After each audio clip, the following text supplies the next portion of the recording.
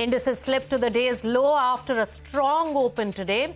IT and Pharma are the big gainers, even as FMCG and financials drag.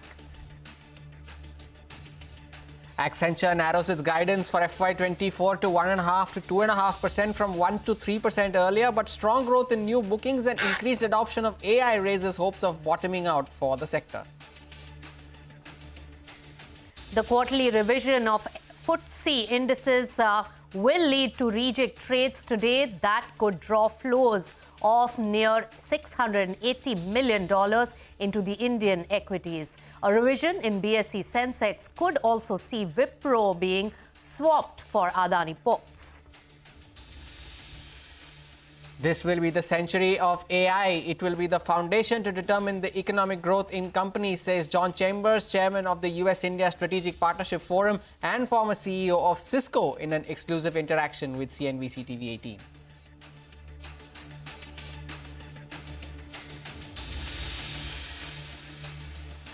Hello and welcome. You've tuned into Business Lunch on this Friday afternoon, and the market is also looking tired today. I'm Nisha, with me is Hormaz. So market really giving up on the final day. Of course, it has been not that eventful a week, really saying, because it has been showing some listless trends. But today, the market sentiment is clear. It is on the weaker side, and at lunch hour, it is closer to the low point of the trading session when we look at the key indices. Nifty 50 down 0.5%, more than 0.5% at the moment, 126 points down on Nifty 50 at 23,440 level. Remember, compare it to the high point of the trading session, it is over 200 points loss from the high point of this trading session at the moment. Sensex too is inching closer to about 500 points loss. So fair bit of weakness there, 0.6% down on Sensex. Bank Nifty, that is really taking the lead,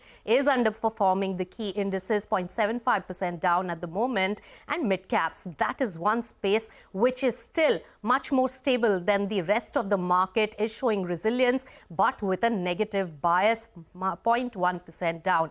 Advance decline ratio, well, more declining stocks than advances. There are no surprises there. But on my screen, some of the counters which are still doing well in trade are Bharti Airtel, LTI Mindtree, as well as Hindalco, Infi, SBI Life. These are some of the key gainers in terms of percentage on Nifty 50, but many on the downside, led by Ultratech, Tata Steel, Hindustan Unilever. From the PSU pack, BPCL is also down today. It looks like the market wants to head into the weekend a little light on positions, and I just checked the Nifty level. The Nifty has slipped below 23,450, which means that it has turned negative for the week. It had to have a close above 23,467 to have a positive close. So it's round about those levels still.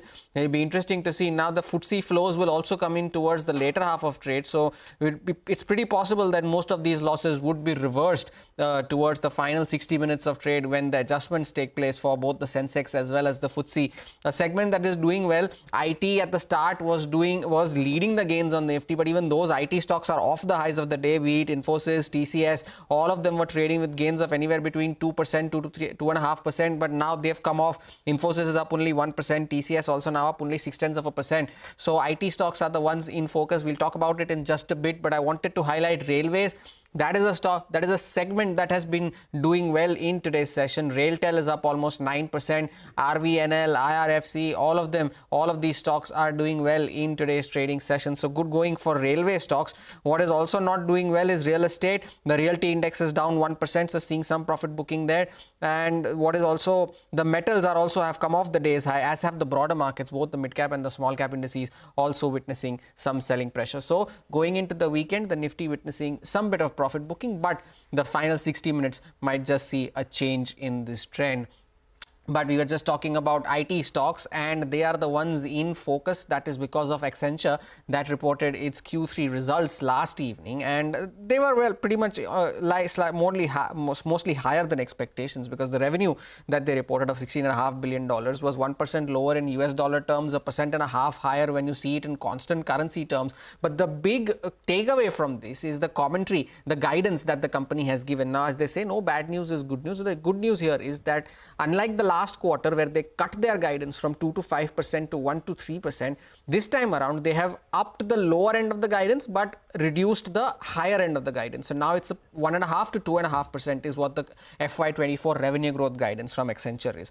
The other positive is bookings. They were at $21.1 billion, which are up 26% in constant currency terms. So that's another positive. But there was a lot of emphasis on AI in this quarter because generative AI, they have had some $900 million in bookings this quarter. Sales are also at 500 million, where they had just 100 million in all of FY23. So that's another positive. The management in its earnings call also said that discretionary spending still remains constrained, and that's the view from most of the managements across the street as well. And in smaller projects, it's pretty visible there. Now, clients are also prioritizing large-scale transformations, and because of which it is taking slightly longer to get converted into revenue, is what Accenture's management is saying. Now, what Morgan Stanley said is that there are positive data points from this earnings set that strategy and consulting as a division is returning to growth. But what they are seeing is they're seeing this as another sign that the growth rates in this sector are bottoming out, and that is a positive. But as most of the managements and Accenture also said, that signs of discretionary spending are still not visible. The CLSA is also saying that the fact that they have not cut guidance is positive, but they don't see any material change when it comes to Indian IT companies in this quarter. They expect this quarter to remain pretty similar to what the March quarter was. And in fact, they see even consensus downgrades to their EPS estimates for these IT companies. Nomura also is retaining their cautious stance here. They say that discretionary revival to some time away. Tech Mahindra is their large cap pick. Within the mid caps, they have Coforge, Birlasoft and eClerx, and they have a reduced rating on most of these large cap IT names. TCS, Wipro, LTI Mindtree and LTTS and Emphasis as well is where they have a reduced rating. So brokerages are still erring on the side of caution. The street was appreciating it at the start of the trade, but the stocks are slightly off the highs from now. Right. Thanks so much, Hormaz, for giving us a detailed picture on Accenture results as well as the impact on the IT sector. But remember that the IT sector is one of the top performer in an otherwise weak market today. So keep that in mind. But of course, as Hormaz pointed out, it's off the day's highs. Now, moving on, the quarterly revision of Footsie indices will lead to reject trades today that could draw flows of nearly $680 million into the Indian equities. In fact, our colleague Vivek Iyer joins us to tell us more about the Footsie quarterly index review and its impact. Tell us, Vivek. Well, good afternoon. So quite important, especially in terms of passive indices, given the fact that one thing to note, remember, most of the Footsie additions were already announced on May 24th. But today is when, in the last hour of the trading session, you will see the actual additions happen and the actual flows happen as far as the passive indices are concerned. Like you mentioned, this particular event is a net inflow event as far as Indian equity markets are concerned. IIFL estimates that there could be almost $680 million of inflows that could come into Indian equities in today's trading session. This includes weight increases across quite a few large caps as well. But this particular index review from Footsie across the all world and the all cap index largely focused on putting into the indices recent listings as well as spin-offs. So which are the stocks that have made the entry this time around? Tata Tech expect to see flows of close to $35 million. JSW Infra almost $39 million. IREDA $57 million. Seller World around 4 and Honasa around $5 million each.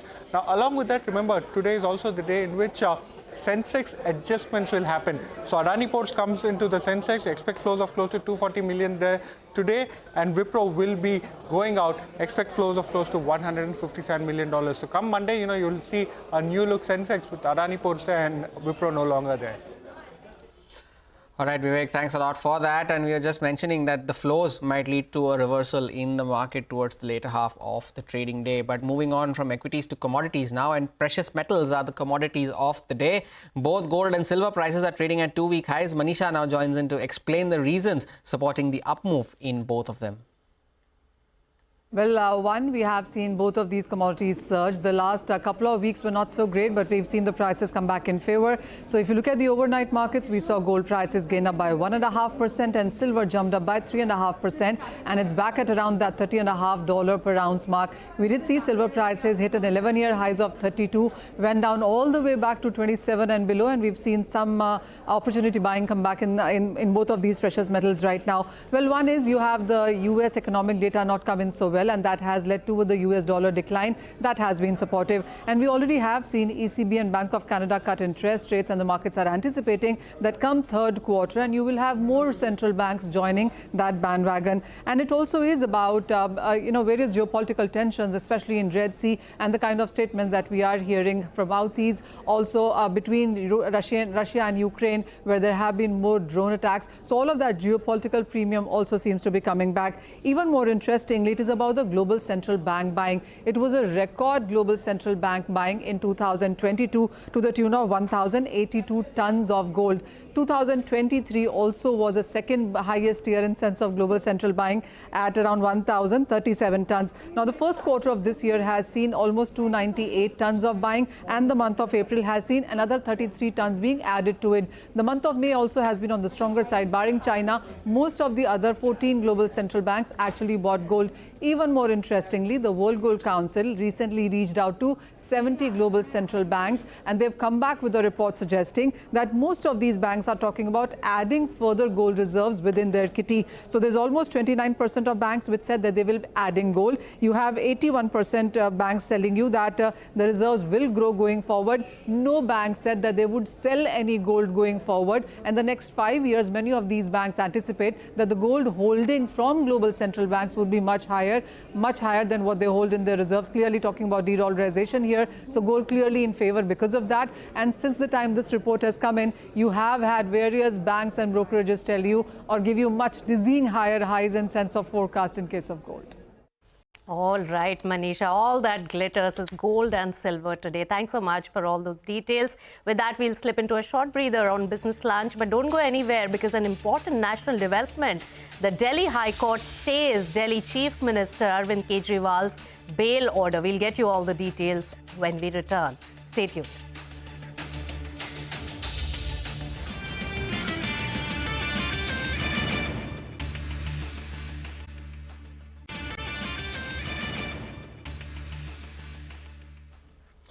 Back with us here on Business Lunch, and as we count down to the budget later next month, Finance Minister Nirmala Sitharaman has chaired her fourth pre-budget meeting this week. Economists from the Agriculture Department and farmer associations have met with officials at the North Block. The attendees included Agriculture economist Ashok Gulati, Union Minister of State for Finance Pankaj Chaudhary, and Chief Economic Advisor V. Ananth Nageswaran. And in the latest on the UGC net exam row, well, the CBI has registered a case against unknown persons for compromising the integrity of the examination following this. The Union Education Minister also addressed the media and took responsibility for the paper leak. Danish, our colleague, joins in to tell us more about what they had to say, what are the measures and the way forward. Tell us, Danish. Well, the Union Education Minister Dharmendra Pradhan has taken full responsibility for the cancellation of the UGC NET exam and also informed that the decision to cancel the exam was taken only after the Indian Cybercrime Coordination Centre under the MHA informed Education Ministry about the question leak.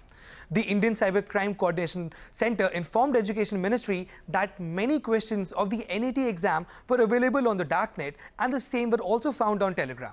He said that the government has a zero-tolerance policy for paper leaks and government cares about the future of students, hence this swift decision was taken. On NEET, the Education Minister said that the Bihar Police is investigating the matter and it has got many leads till now. Bihar Police is expected to submit a final report to the central government. Minister also made it clear that whoever is the culprit, he or she will not be spared even if they belong to the National Testing Agency or the NTA.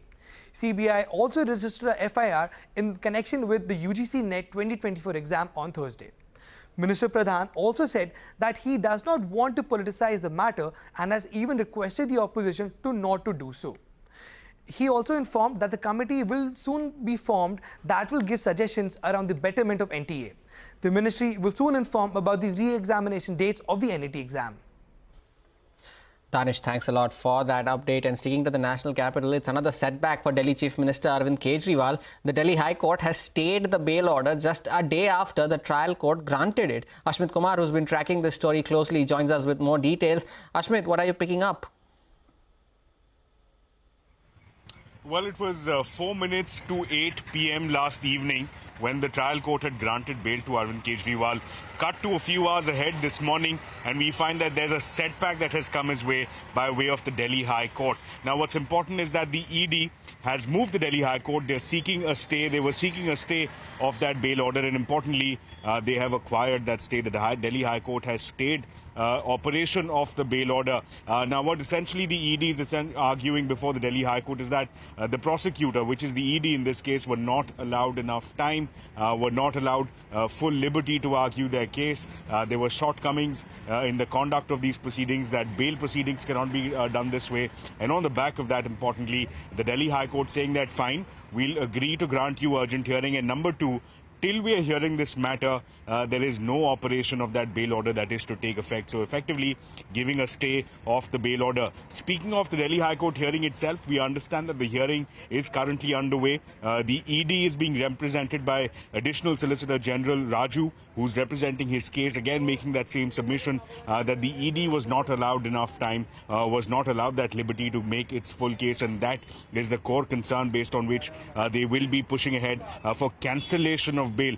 This is being rebutted by Kejriwal's counsels. They are too present in court. They're essentially arguing that Kejriwal has not been convicted, that he is not a threat to society, that these are observations that were made by the apex court itself at the time of grant of interim bail, and therefore that should be borne in mind while the Delhi High Court is hearing this. So clearly a big stumbling block as far as Kejriwal's release from Tihar jail is concerned. A setback as of this morning. The hearing is currently underway. We'll continue to get you the latest on the developments coming out of Delhi High Court on whether or not Kejriwal can step out of jail by this evening. Back to you. All right, Ashmit, thanks so much. Indeed, it's important national development today on Kejriwal. With that, we'll slip into a short breather on Business Lunch. But remember, Prime Minister Narendra Modi flagged off the 10th International Yoga Day celebrations at Srinagar today. More on that when we return.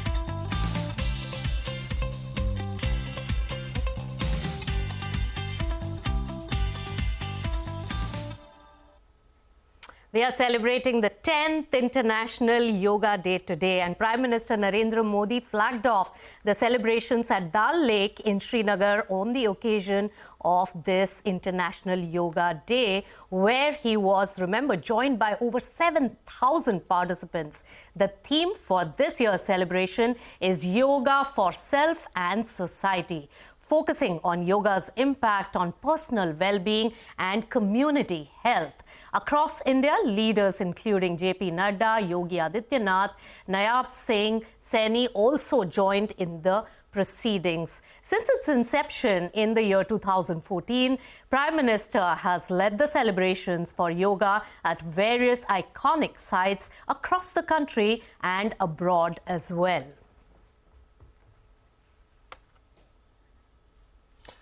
And CNN News 18's Ishan Wani brings us this report from Srinagar's Dal Lake, where Prime Minister Narendra Modi performed yoga this morning. On the banks of Dal Lake today, the Prime Minister Narendra Modi performed yoga along with at least 7,000 people who had come to become part of that International Yoga Day event being held in Kashmir. It was this beautiful location which was chosen as venue for the Prime Minister's visit and then also his yoga. There were huge security arrangements that were made. Marcos commandos were deployed in the Dal Lake, and also Srinagar, some roads connecting towards the Dal Lake were also cut down. The Prime Minister yesterday had also mentioned the need for holding of assembly elections and said that very soon there will be elections that will be held in Jammu and Kashmir, and also promised that J&K will soon get statehood. But the messaging was that the Prime Minister coming to Kashmir and getting the scenic visuals from the banks of Dal Lake performing yoga is something which has cheered one and all. While there was excitement among youngsters who were part of this mega event, while others were keenly watching the Prime Minister from Kashmir, because this is a messaging that Kashmir is safe and it can hold international events like G20, International Yoga Day and other major events where a larger participation of people from across the globe have slowly started to be seen. He also said that even in the Gulf countries like Saudi, it has become an integral part of some people, and India's brand is being seen now globally when it comes to yoga. The rain in the morning played a spoil sport, but then there was brief drizzle while the yoga happened, and even now the rains are taking place, but the event has now ended. All right, so that's straight from Dal Lake. And on this occasion of Yoga Day, we also bring you this conversation CNBC-TV18 Shibani Garat had with model, actor and fitness enthusiast Milind Soman, his mother Usha Soman and wife Ankita Konwar. Now, Shibani began by asking Ankita about how she maintains a fine balance. Listen in. Ankita, you have been so vocal about body positivity and embracing one's physique. Yes. How do you maintain that healthy balance, between your, let's say, fitness goals and self-acceptance? Most of the times, we work out and then we compare ourselves, what we looked maybe 2 weeks ago to today. We would like to see some difference, that happens. But so many times it happens so often that we completely forget the idea why we started working out. We wanted to be healthy. We have completely forgotten about it, and now we are obsessed over how we look. Yeah. We want to have abs. We want to have some muscles in a particular area, and that's only what we care about. Yeah. We have forgotten the holistic side of it, that, okay, with a active physical body your mind will become calmer, cooler, and then you will be able to see everything clearly, right? There will be a mental clarity with everything that you do, your decisions that you will make, everything will come with a clarity. So many times we do that, and I think that's what kind of irks me, that we forget that okay, this is why we started our fitness journey, and now we have completely forgotten about it, and now we only care about how we look. So I have always made myself clear that, okay, this is not what we are going to look at. We are going to accept ourselves as we look at ourselves in the mirror, as we see us. We're going to accept us as we are. So there's not going to be like, oh, why do I have some fat around here? That's maybe because the body needs it. Why do I like this certain kind of food? Maybe because my body wants that.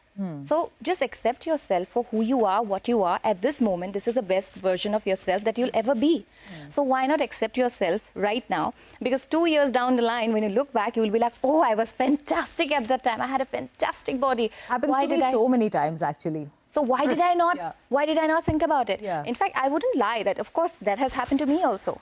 I had also become very, very, I think I was a little overwhelmed by the whole idea of being fit. Yeah. So I had also gone through the whole process, and finally I have come to this conclusion that doesn't matter. It doesn't matter how you look. It matters how you feel. And Milind and I, you both have been such great advocates of fitness at all ages. What are your thoughts on adapting workouts for different, age groups, particularly seniors for that matter? Start simple, like walking. Best exercise, I would say. I walk. So, because it doesn't need any equipment, any special things. So just walk and be consistent. I mean, even if you can't walk, say, kilometers every day, at least some walk. And preferably in fresh air, not on a machine.